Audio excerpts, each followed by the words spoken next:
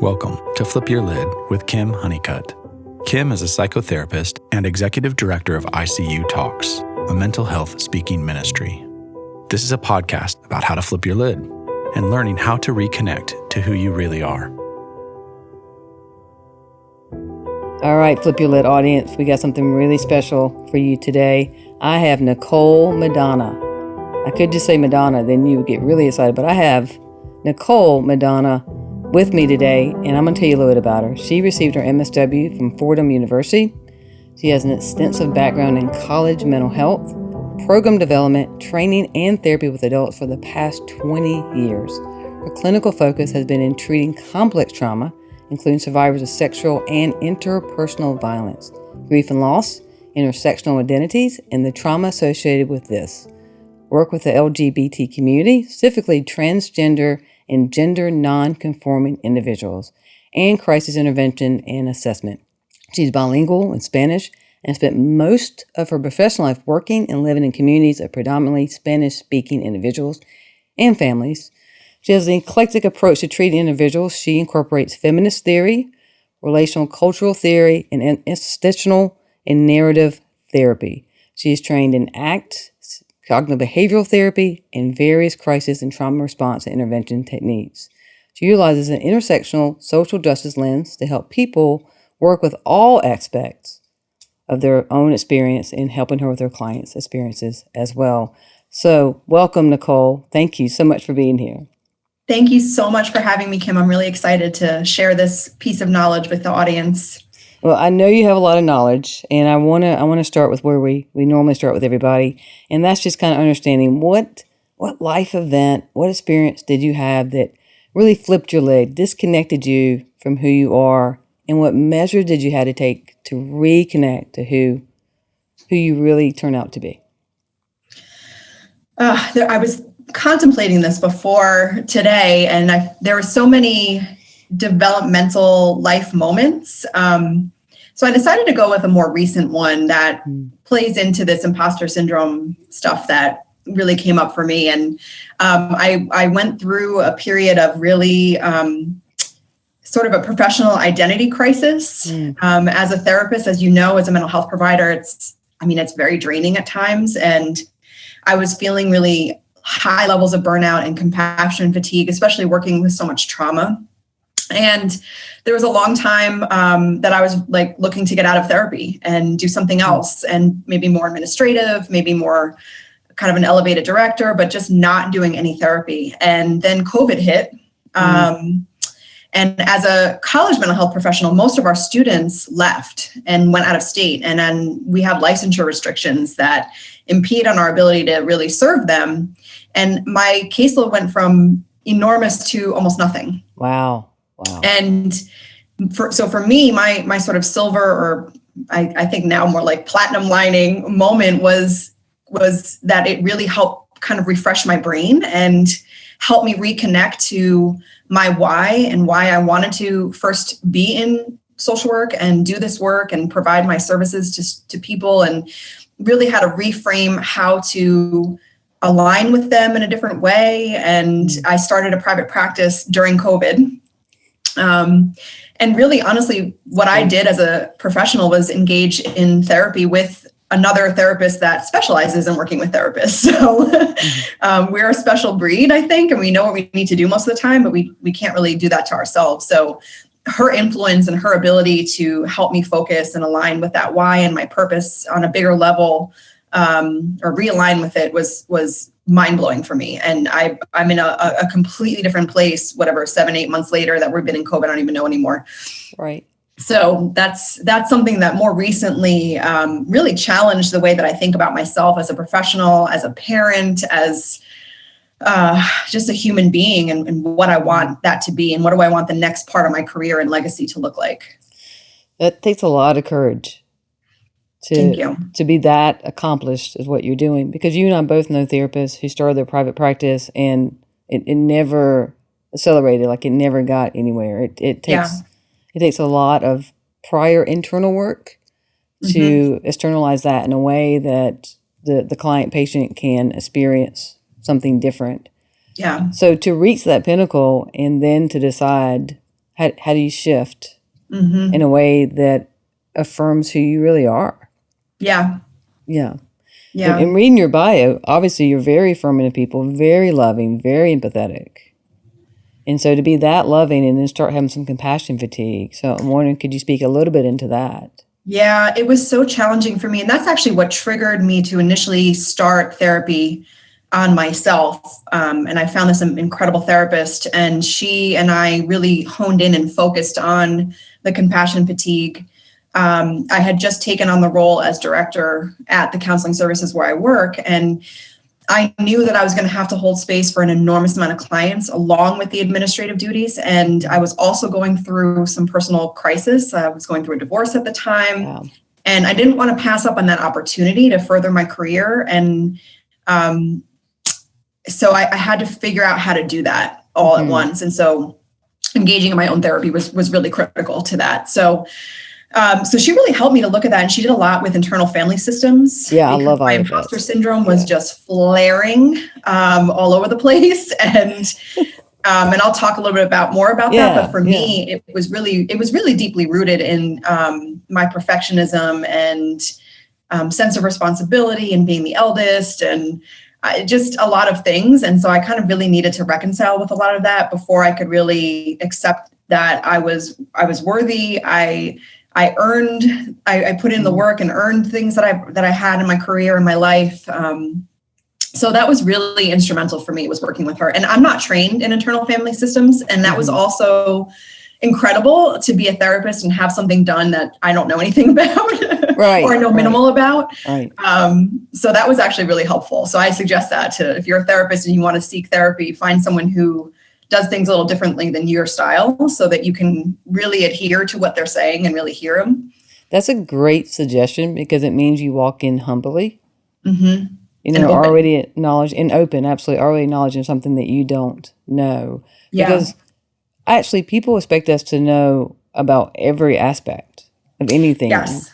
About law, domestic violence, about seeking shelter, end of life stage, rehab versus physical rehab. Like, we're expected to know a lot, and it's a beautiful position to be in. But what you just said is just so important, that we find somebody who does it a little bit differently than our style. Yeah.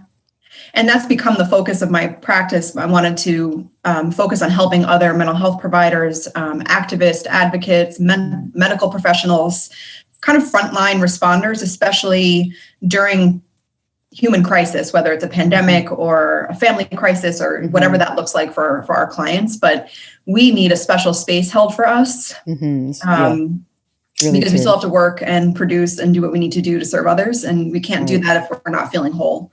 Yeah, that's absolutely right. And for those of you listening, if you want to check out Internal Family Systems, it was developed by Dr. Richard Schwartz, who personally trained me, and amazing, very calm, centered man who has brought some things together to help us understand the different parts of ourselves, so that we can really figure out what's your essence, who are you really, versus first knowing the part and then knowing the self within that part. Yeah. Right.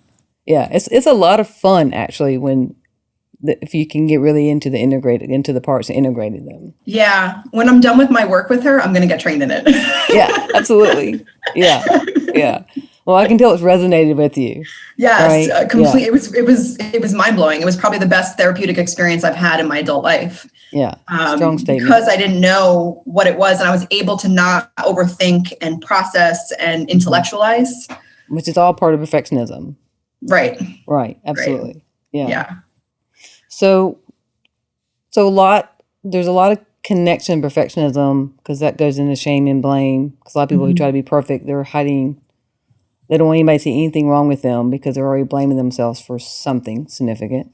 Right. And that really also ties into imposter syndrome. And so if you can kind of take us there, I don't think people know about imposter syndrome as much as I would like for them to do too. And that's one reason I'm so excited you're here to share that with us.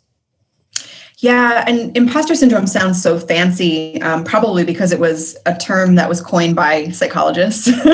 So True. We like to put those labels on things, but yeah, I mean, it's something that is internal to us, and it's for me, it was mostly based on perception rather than feedback. And it was something that I've carried with me in my professional life, and even into being a parent for a lot of years of, they're going to find out I'm a fraud at some point, that I can't do this, or that I don't know what I need to know. Or it came up for me a lot in the mental health community because I don't do well with like memorizing authors and theories. I know what I know, and I know what I like to do as a practitioner, but I don't have it in my heart in that way. It's just kind of more embedded in who I am as a clinician. So I would always think, like, as a director or as somebody who's doing trainings, or I'm not going to be respected if I don't know these things. And it really impeded on my growth, my professional growth, my clinical growth. And I didn't really fully realize that until I came into this role as a sort of elevated director and a clinician.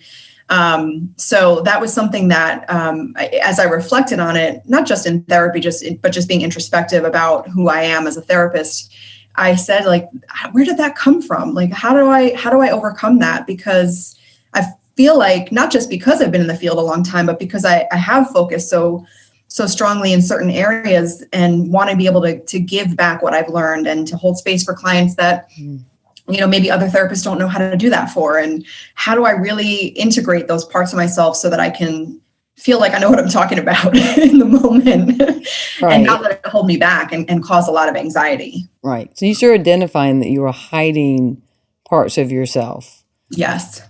So you didn't even know if somebody would receive that well, if that was even positive. There was just an assumption because you don't sound like the majority. Right. Yeah. Well, and I would see job postings and not apply for them because I didn't think that I would get it. Right. And then later I would get feedback from somebody who would say, well, why didn't you? Like, you have the experience for that. I've seen your resume, or I've worked with you X amount of years, or, whatever. Why wouldn't you put in for that? And that's kind of what happened when I applied for this director role, where I had never been a director before. I'd been sort of mid-level, and it was a leap. But I decided to take that leap of faith and just put myself out there and see what happened. But what I realized I did later on in processing that was that I was coexisting with the anxiety and the imposter stuff and that fear of being a fraud while I was putting myself out there. And that was one of those other pivotal moments of, okay, if I don't do this, then I'll never know. And what's the worst that can happen? I had a job at the time. It's not like I was, not worried about where my mortgage payment was going to come from. But at the same time, it was learning how to coexist with that and hold space for both of those views that were really kind of conflicting with each other. And it was everything in me to just press the button and press send. And then I had the opportunity, at least for the interview. And I said, okay, I can do this. I can do the interview. And, how do you prep and how do you do all that? And so, yeah. So that sounds like one symptom for people to pay attention to if how someone else views you is incongruent with how you view yourself. Absolutely. And I have people in my life that have known me since I'm young in my career. And I've always gotten the feedback that I'm confident and I exude this confidence, or, they would say, well, why wouldn't you do something? Because I've seen, I see how you act or how you think or whatever. And I would say, well, because I can't do that. Like, why would I put myself out there? And I never really internalized that confidence. But then when I started to do a little bit more of these types of talks in public speaking, I began seeing it more in myself. But it took a lot to get to a place where I would put myself out there to do it and really own it. Years, in fact. I believe that voice is not ours, right? That self-doubt, that critical voice. And so if you are in agreement with that, did you learn, because that's an outside voice that came in, did you learn where it came from? Was that part of your process? Yeah, so a part of my process was learning how to honor the voice inside. So one of the things I did was really look critically, both in therapy and out, at what were the origins, what are the roots, right? And how old was I when I first had those thoughts and feelings come up? And for some people, it's a teacher, it's a coach, it's a parent. Very rarely does it just come from ourselves for the very first time. It's something that we internalize from outside. So that's what I started to do. And I realized that some of the first times I thought these things were where I really couldn't be perfect. Like I felt like I couldn't handle, going to school and working in high school or college. And it was really rooted in a lot of that perfectionism. And I'm the eldest in my family. And for me, that I internalized this pretty great sense of responsibility. Also being the first, and I'm kind of the oldest by a lot. My brother is 7.5 years younger than me, and then they're younger than him. So for me, I really wanted to be a role model, and being a young person, I didn't really understand what that felt like. But that's where it came from for me, because anytime I would have something that I couldn't perfect or that I didn't do successfully, it was automatically a failure. It was automatically very black and white, rigid thinking of this is not something I can do.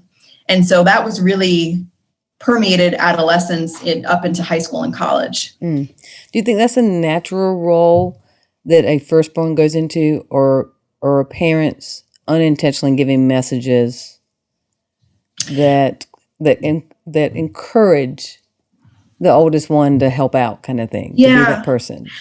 I think for me, given my family structure, because there was such an age gap, I did do a lot of helping and wanted to be able to do that for my mom.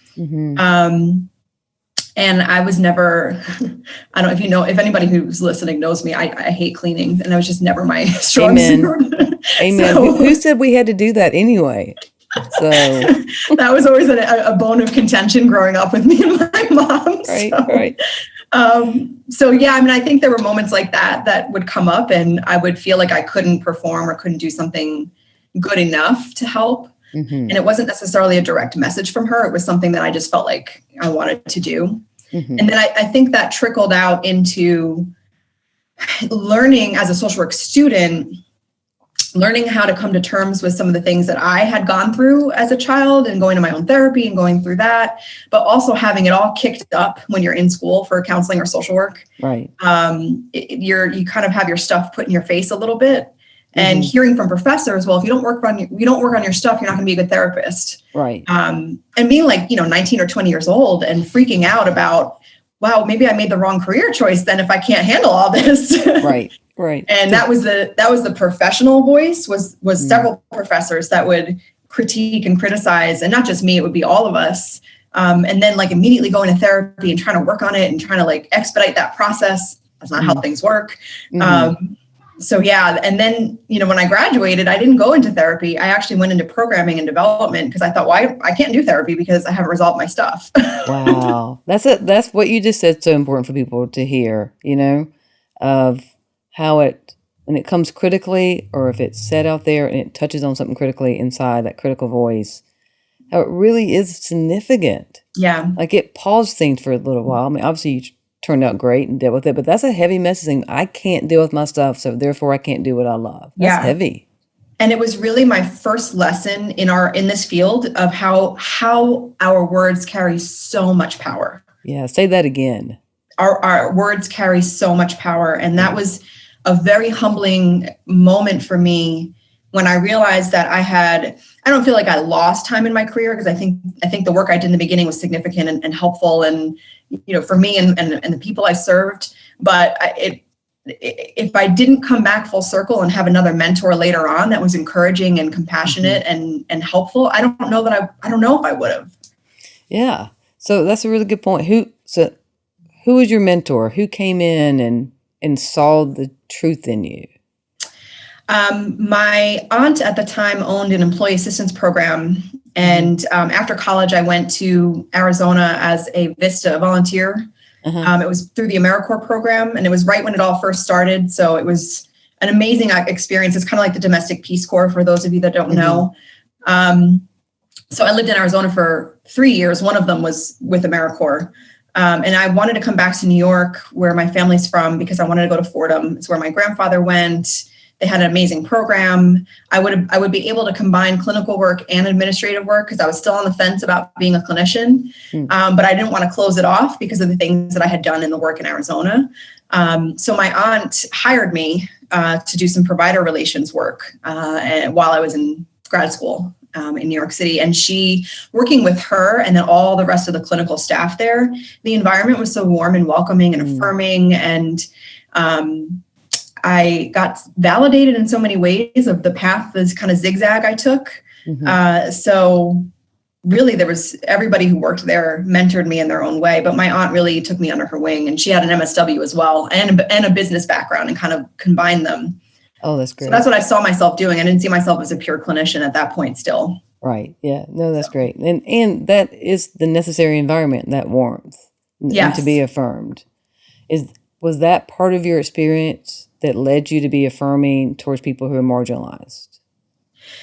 Yes, and certainly working as a white clinician in a Spanish language community, and sometimes being the only one that could serve in that role was really made me face a lot of the internalized bias and messaging, making mistakes and learning how to make amends and be humble, learning how to remove the white savior suit that a lot of us have just inadvertently because of the culture we're raised in.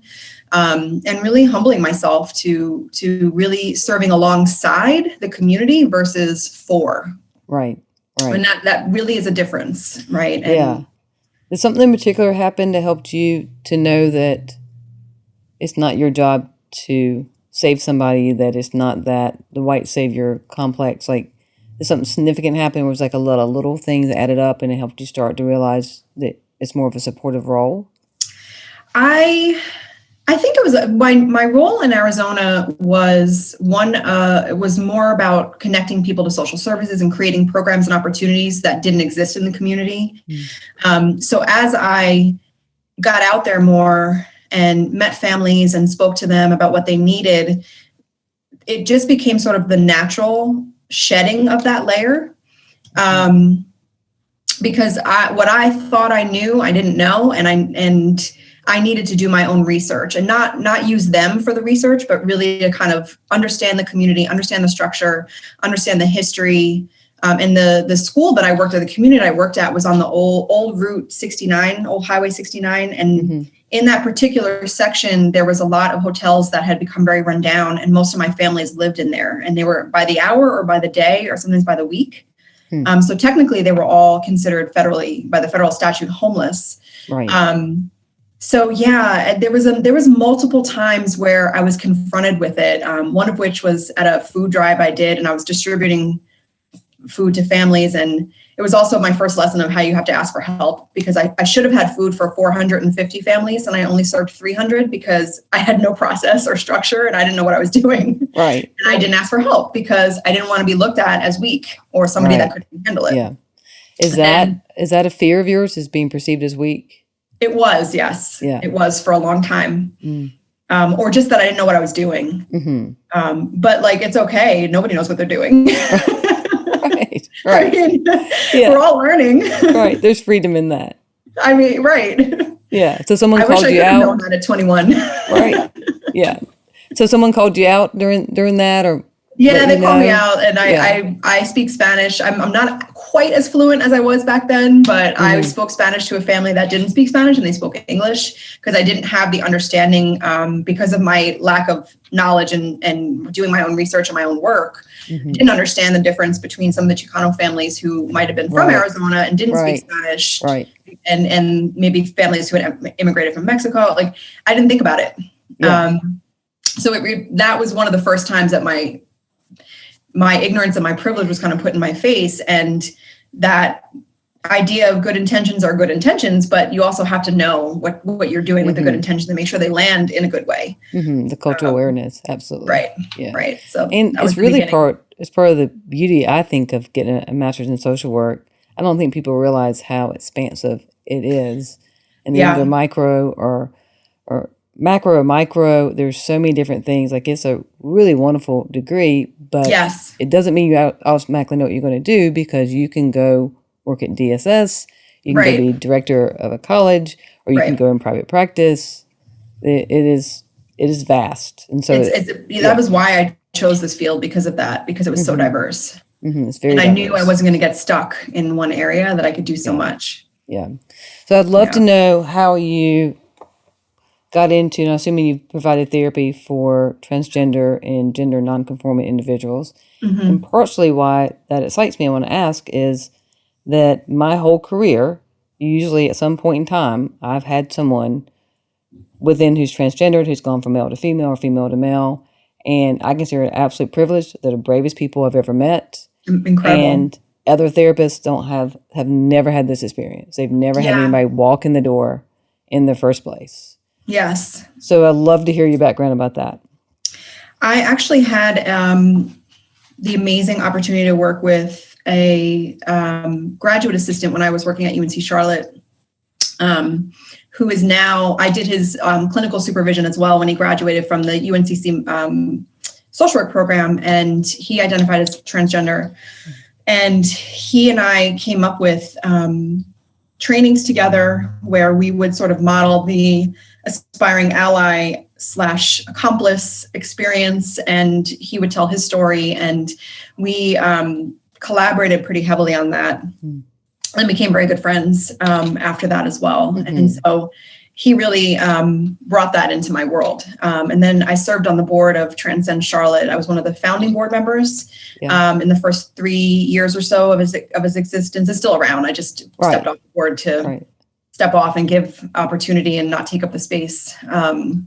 So it was just really, and then being from New York, I've worked with numerous clients in different capacities, but to me, it was more about providing a safe space for human beings who need help, really. And why not? And that's what we're supposed to do as social workers. And it's part of my value system to make sure that people get care and help that they need and are not afraid to do that. And there was so much fear that happened in these last few years. I mean, certainly forever, but certainly in the last few years, there's more attention. And with more attention spikes violence and aggression and negativity. And with that, in that population of folks has been an increase in suicidality and drug addiction and completed suicides and murders. So it became part of, because it aligns with my values, which is another piece that I did when I was trying to overcome my imposter syndrome was what are my values? Am I living in them as a professional, as just as a woman, as a mom? Like, am I doing this? Am I embodying the things that I want to? And if not, what do I need to do to get there? Right. And so that's part of that. Yes, such good questions. And just also the distinction of the suicide rate being so much higher with transgendered community is not because they're transgendered. It is because of how they get treated while they're trying to be themselves. Right. It's because they are being raped, they are being attacked, things are happening to them. And so when I've had parents tell me that they're doing the best they can, that when they found out about their child being transgender, they said, my concern is they'll kill themselves because they're transgender. So it won't be because they're transgendered. Right. It would be because how they get received. Absolutely. Right. Absolutely. Yeah. And not having a sense of community. And not knowing where that is. And that's something that Transcend Charlotte has done so beautifully in our community in Charlotte that that I just wanted to help as much as I could to get it started. So yeah, what a great resource for people to know about, to know that is absolutely an organization and available to people. Yeah. And just knowing the interesting clash of imposter syndrome in people who are transgendered. Because I think a lot of times we think people don't know who they are. And there's really a lot of us who are considered normal, quote, don't know who we are. Yeah, absolutely. And even doing this work, this work is so culturally specific, and you really need to know your clients and how to approach this topic because it doesn't impact everybody the same. Right. So, I'm thinking about when I've worked with Black women who are trying to kind of rise up in companies where they don't see themselves above themselves. Right. And that sense of belonging is different. And it's not necessarily imposter syndrome that's based in institutional racist structures and things like that, which can intersect with that, but it's a whole different approach. And I might not be the right clinician for that approach. And, knowing that about myself because of the identities that I hold and being able to have that kind of an open conversation with a client and say, okay, do we want to continue this work? or do we need to find maybe a Black female therapist for you to work with that you identify with in a different way? And how might that work for you or fit for you? And those are really important conversations to have that have nothing to do with imposter syndrome, but it's difficult for clinicians to put that out there because even though we're taught that we should have those conversations, I think I avoided them when I was younger because I didn't, again, want to be seen as not competent or not able to handle things. Right. But it wasn't about my competence. That was my ego. Right. It's just more about like, if I'm not a fit, I'm not a fit. And it's okay. Yeah. Which is another sign of a centered, grounded therapist is that they don't need your money. They don't need you as a client. They'd rather you be where you're supposed to be. And Absolutely. That's a strong level of trust that I can tell that you have with the process. Yes. Yeah, absolutely. What questions do you ask your clients and your patients when it comes to see if they are struggling with imposter syndrome? How do you identify that? I'll normally hear it in their story a little bit, and I'll listen for things like that perfectionism, where that plays out in what aspects of their life, anxiety, work anxiety. We'll have conversations about, I have a client I'm working with now who talks about kind of overcompensating at work and it burns her out. And I think it's in part because she has that perfectionism and she doesn't want to be looked at like she can't do stuff because she's also new in the field. So those are the things that I kind of listen for. And then I kind of take them through a few different steps to kind of help them think bigger. And this is really 100% based in the work that I have done. It's not based in any textbook or anything like that. And I like to do some values work with people. No matter when we've entered the field, it's always good to use our values and our why as our touch point so that we know what that is at all times and we're able to conjure it up. And the why could change. Like certainly before I had a child, my why was a little bit different. Now he's piled up in that why, creating a better world and all that, right? So that's okay if that changes, but it's important to make sure that we have our fingers on it at all times so that we know. So I like to do values work because also values are something that we all have and we've learned from different places, whether it's your home life or your church or your synagogue or like wherever. Right. But we don't necessarily identify them as values or as something that's core to who we are. So that's something that I like to do. And I did some really good work on that with myself. And how does that align with my career or my goals or what I'm doing, how I live my life, the people around me, my friends, how does that have its tentacles in everything? It sounds like it goes back to the internal family systems about, is it congruent, right? Because that's how we know we're in self, that there's a congruency, right? It's like you're helping them get an understanding of that. Yes. Yeah. And clients love that kind of work too, because there's a bunch of different assessments about values or even strengths. Like Strength Quest is a great assessment and it's like $11.99. So sometimes I'll give that to clients. Brene Brown has a great values handout. And then certainly ACT has a lot of values handouts and things like that, that if you're a therapist or a person who likes to be a little bit more concrete, you can do that. I like to just discuss. But this is an area where I'll use a little bit of self-disclosure as well and talk about it, especially if it's hard for them to conjure up the values words or themes for themselves. And I'll share some of the things that I value and how they're my anchors in my profession and how they keep me grounded when I feel like I might be going through some burnout or I'm just tired or fatigued after, whatever. Right. And then I always connect that back to purpose. And depending on where people are at, purpose is like a really troublesome, big concept. And it was for me too, because it just felt so big. It felt really big. But at the end of the day, for me, being a social worker and just being in this role it was a calling. It wasn't something I said, oh, let me just try social work and see if that major sticks. So I had to kind of, that really helped me to see that this was really bigger than me. And it was, I'm sort of a vessel for that. And that's not always true for everyone. So that's sometimes a hard concept to work on and as a therapist with clients. but it's something that I still like to do and kind of help them focus back in on that. And if they're not in alignment, what happened? Sometimes working with college students, they'll be coming to college in a major that was chosen for them or really encouraged by their parents and not by them, and they're not connected to it. And maybe they want to be an artist and their mom wants them to be a business major or whatever. And they hate the classes and they're not doing well and they're struggling and they're failing, and it's because they're not connected to it. Right.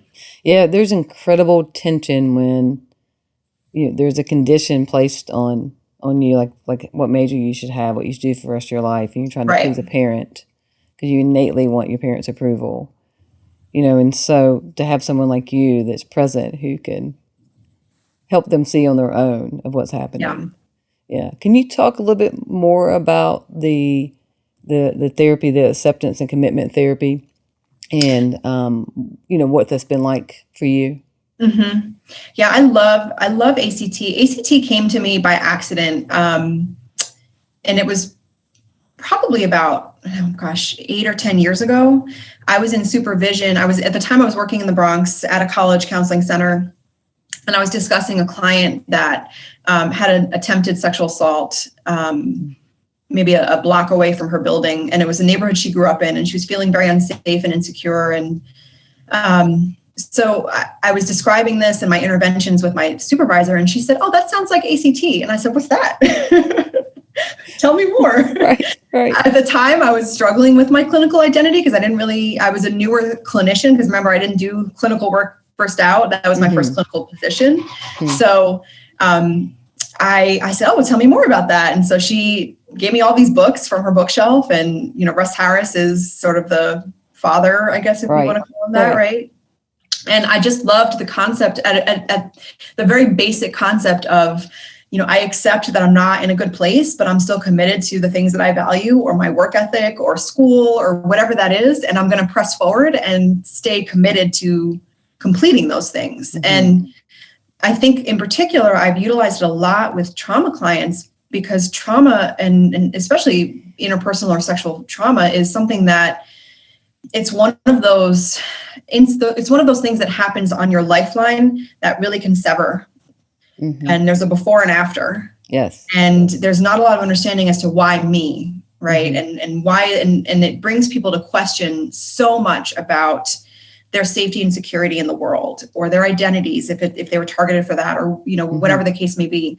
And I feel like ACT does a really great job of bringing them back to focus on their values, on their guiding internal principles, and how to stay committed despite the fact that you don't feel great, and despite the fact that you've had this horrific event happen.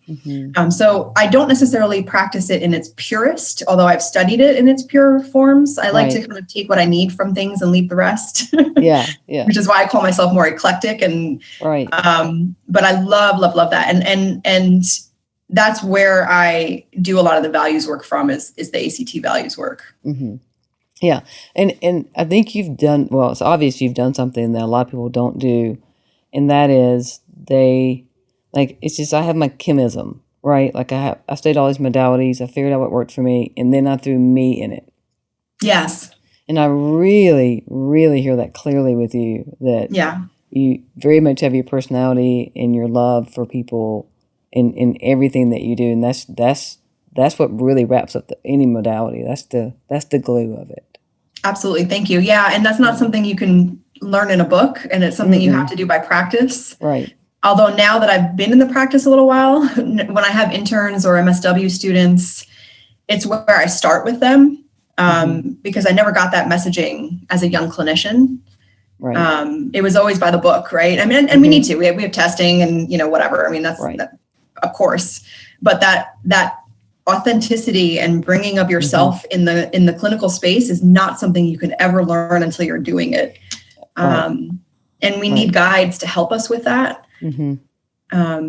So I like to give that back to any students that I work with. Absolutely. And that's part of the fighting against the imposter syndrome, is knowing it's really okay to be yourself, and it's really okay if that doesn't gel well with potential patient if they need to go see someone else. Absolutely. And I always provide a consult for potential clients because if I'm not the right person, I want to help you get connected to whoever it is, because it isn't about money. It's not about growing my practice. It's about letting the client have an experience that will uplift them and help them elevate into their best self. And if I'm not the one to do that, then why would I keep them? That's not fair. Right. Yeah. It makes sense. But you saying that is so logical, but it's not what a lot of therapists I know. do.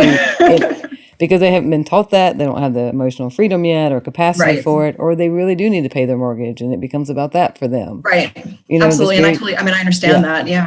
Very human. Completely understand that. But there's so much that you're doing that I think people just need to know about, that you're available, that you're the person they can walk into the room and you're not going to ask them to be anyone else.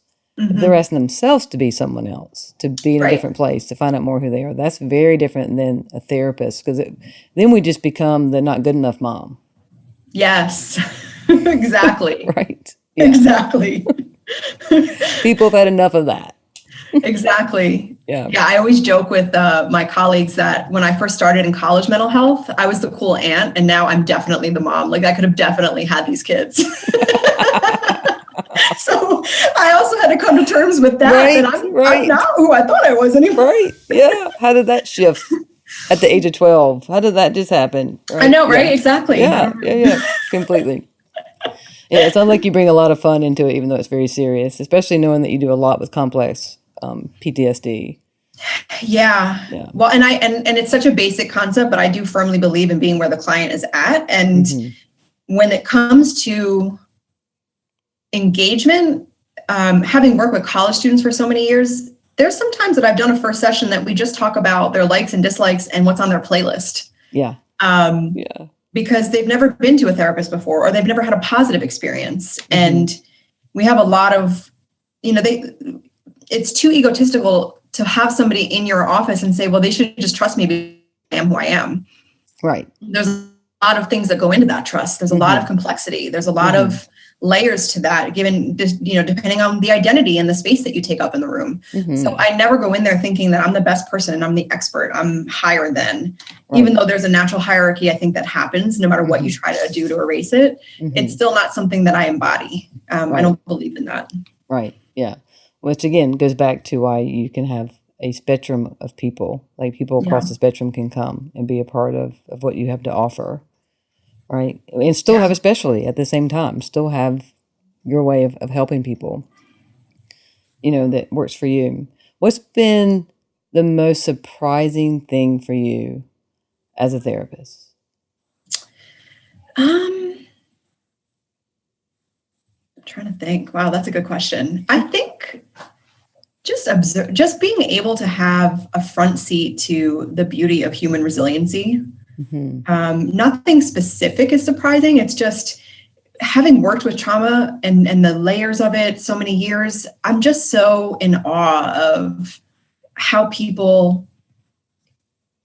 come back, they bounce back, they redirect, they exist in spite of, and do more than exist. They thrive in spite of. Yeah. And sometimes I get to be a part of that, and sometimes I'm not.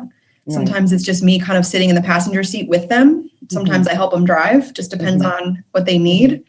But that to me is just so amazing. Yeah. Just so amazing. It's such a beautiful process. It's so amazing. Yeah. And I just look at it as such a privilege and an honor, and not as a job. It is a privilege. Like I posted today on Facebook about that, therapy is a privilege, but it shouldn't be for the privileged. Yeah. Right. Yes. And part of that is racial. It is gender. It's a lot of things, for a man to walk in for therapy, it doesn't take away from a woman walking in, but it's just, he was taught to not even go to a doctor if he had a brain tumor. So it's a privilege. Our brown and black brothers and sisters are not taught at all to go to therapy, which is why I love what you said about being culturally aware when someone walks in the room. Yes. That there's things we have to know or refer out so that we don't add to their trauma. Absolutely. Yeah. And that's where cultural humility comes in as well. And really, really owning the fact that you might not be that person's fit. not because you're not a kind, caring human being or knowledgeable, but because it just might not be who they need. And it's about them, not us. Yeah. And I think that was another component to my imposter syndrome, was like really letting go of the ego that can sometimes be kicked up. It's almost like the opposite effect, right? Of like, well, you know, I'm good at this, and so why wouldn't somebody want to work with me? But it's not about me. Right. That's right. That's right. And us having to look at what are we hiding? Like, what are we? Yeah. Right. In that, what do I want? Not want someone else to see. You know, what am I trying to prove to myself? Which again goes back to blame, which is a big part of imposter syndrome. Yeah. How to walk it out. Right. So, my mother is from Panama, so I'm partial Hispanic. And so she did not speak Spanish in our household unless she was cussing me out, which was a lot. And that is cultural. And yes, it is different. And I didn't understand as a child, but it's such an honor and privilege now, because when people come in who are Hispanic and they talk about their moms, they talk about the food, they talk about their stuff, they can feel it from me that I'm right with them. Yeah. But I can't speak Spanish with them. Yes. And I hate that, but I can't. And so sometimes there's one lady I see now, and she'll just start speaking in Spanish just out of frustration. And she's like, "Do you understand?" I'm like, "No, but I wish I did." I know. But I feel you. I feel your frustration. Yeah. I feel like when I started working in college mental health, I lost some of the fluency that I once had because it was mostly Spanglish that we would talk, and it was kind of mixed. So I definitely understand more now. And I feel like if I was going, I could, but I don't want to ever misrepresent myself to the community. And, you know, the do no harm rule, you know, and being cognizant of that. So now I'll refer to a fluent Spanish speaking therapist if I need to, just because I don't know, I get anxious, and that's not my imposter syndrome. That's real. That's like, I'm definitely not I don't flow as well as I used to. Yeah. So explain a little bit about how you know the difference, because I can tell, because I'm watching, if y'all watching on YouTube, you can see it too in her. Like when you said that was just truth. But how do you know now that it's not imposter, that it's core self? Yeah, that's a really good question. I don't know a solidified answer to that. For me, my process is coexisting with it. Like when you had put out the call for somebody to come and talk on your podcast, I thought, I can't do that. Why? Who wants to hear about this? But I still type my name in there. Yes, I love that. Yeah.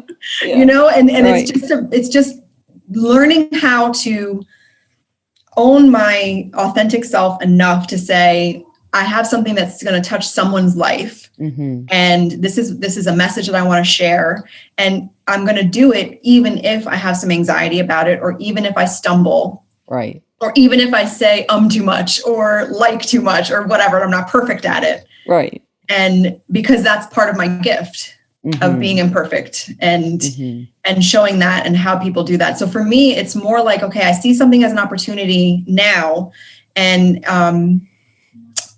say, okay, well, I'm just going to do it and coexist with all those emotions at once and see what happens. Yeah. And the first time I did that was when I applied for that big job. And that really kind of broke that for me. Yeah. And the action that it takes, right? That it does take an action. It does take that faith of, I don't know if this is going to work out, but I hit send. Yeah. That's so powerful, because it's more about hitting send than it is about getting the job. Yes, exactly. Yeah. There's great power in that. Yeah. And challenging myself. And I did a talk. I don't know if you've all heard of Ignite Charlotte, the 5-minute talks. This was something that I actually worked on in therapy because I really wanted to do it. And actually, this was the topic that I spoke about, was honoring your imposter voice, because it had spoken to me so much and I wanted to share, right? So I worked on this in therapy for weeks, and the deadline, it was the day of the deadline, and I had already had it written out and like ready to go. And I literally hovered around that send button for 10 minutes, and it was due like 11:59. I think I submitted it like 11 the day of. Right. And then I was like, okay, it's done. We'll see what happens. I can always say no. I'm not committed. You know, I just put in for it. So this is the self-talk I do. You know, putting myself out there doesn't commit me to doing it. It just puts myself out there, and it gets that initial anxiety to shut up a little bit. Right. And then that's how I look at it. So I wound up doing that talk, and it was back when we were still doing things in person. And I remember I was I think the second speaker in the second half. And so I had to listen to all the talks and sit there and I was freaking out. I was sweating. I was like, because I had to memorize stuff too. It wasn't just like using a PowerPoint, which I'd done many times. Right. And I just remember the standing up on the stage, standing next to the stage and being introduced. And the second that I put my feet on the X, just this calmness and letting go and shedding all the stuff that I thought was going to hold me back. And it just was so automatic. And I don't know why or how that happened, but I think all the prep work moving towards that and being very self-compassionate and just letting myself flow instead of fighting the anxiety and the stress and the imposter stuff, and knowing that I was going to talk about that anyway, and I could use that. Right. So true. Was really helpful. I don't know. So yeah. It's just, again, it's that groundedness is that you prepared, and it's the ACT. It's like, it's you living out the therapy. And so if anybody wants to, and I've watched that talk, by the way, it's great. And so thank you. I can't remember if I watched it on Vimeo or YouTube. I think it's on both. It's on both? Okay. So if people want to go watch that, then they can definitely check that out. Before we give people other ways to stay in touch with you, because you're stuck with me now, Nicole. I hope the feeling's mutual, because I'm really happy like to be stuck with you, Kim. It's fine. we're gonna hang out and do stuff. So, but before we give people a way to keep in touch with you, since you're a therapist, I'm gonna put you on the hot seat. All right. So I'm gonna ask you a few questions, and just whatever comes to mind, you just tell us what comes to mind first. Okay. All right. First word comes to mind when you hear the word choice. Freedom. Freedom is great. Do you have any tattoos? 11, and another one coming November 14th. So you're saying like you have 11 tattoos? Uh-huh. What's the youngest age you got a tattoo? On my 18th birthday. On your 18th birthday. So compare your latest one, your 11th one, to the first one. Oh gosh. Yeah. Completely different. And I just wanted it because I was told I couldn't have one until I was 18. So I just kind of went and got it because I wanted it. Absolutely. I didn't put any thought into it. The one that I just had, Catherine from Halo, just because she's amazing. I want to put her out there.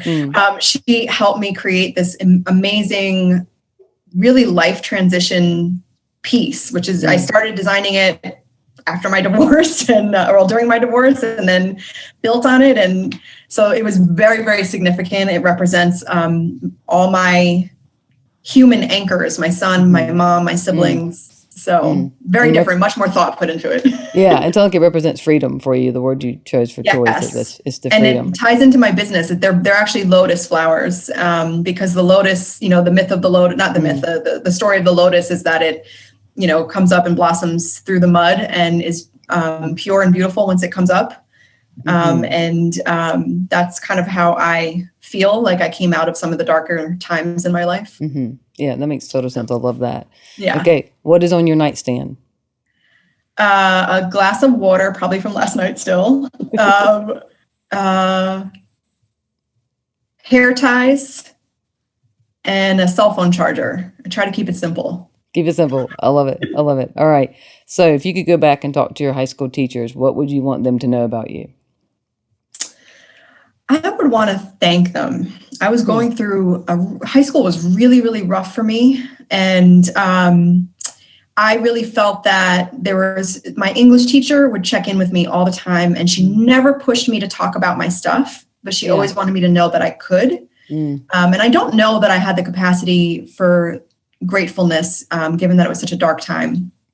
So I guess I would want to explain a little bit more, not because I felt like I needed to, but because I would want her to kind of be wrapped up in it so she could help me more. Yeah, that connection. Yeah, that's great.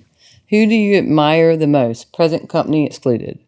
Who I admire the most? I admire my mom a lot. I think she's been through a lot of hard times and did the best that she could at each of those stages for us. And we all turned out pretty amazing, I think. She's supportive and encouraging. And even when she couldn't hold space for us because of what she was going through, she always was. the things that I do now with my son, like honor Christmas traditions or create new times, or I learned from her how to be a parent. That's great. And she was going through a lot of pain that I don't think I could have understood as a kid that I do now, and still was able to parent us and be an amazing human being. Yeah, that's powerful. Really powerful. Last question. What do you like the most about yourself? I like that I am able to be flexible with myself, that I can now stand in my own truth and own it and be unapologetic. And I really love that about myself. Yeah, that is powerful. I want to end on that. That is just a beautiful place to be. And I don't think anybody wakes up there. I think it takes a lot of hard work to get there. And Nicole, obviously, you've done that work and now help other people to do the same. So thank you for that. If people wanted to stay in touch with you, Blue Lotus is the name. So you want to give the website? Yeah, sure. Anything else? It's Blue Lotus Clinical and Consultation Services. And then my office number, sorry, I had to, I'm still memorizing things. I'm not good with numbers, is 980-999-0962.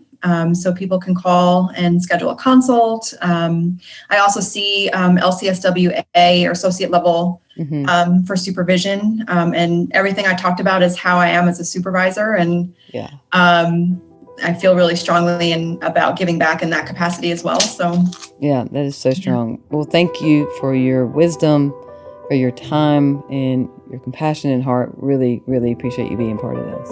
Thank you so much for having me, Kim. This was awesome. Thank you. All right, everybody. I hope your lid got flipped today and that you're able to reconnect to who God says that you are. Thank you for listening to Flip Your Lid with Kim Honeycutt. Please subscribe, rate, and share. You can find Kim on Facebook or Instagram at KBHoneycutt. To get an autographed copy of Kim's book, visit butyourmotherlovesyou.com. Remember, no matter what, treat yourself well today.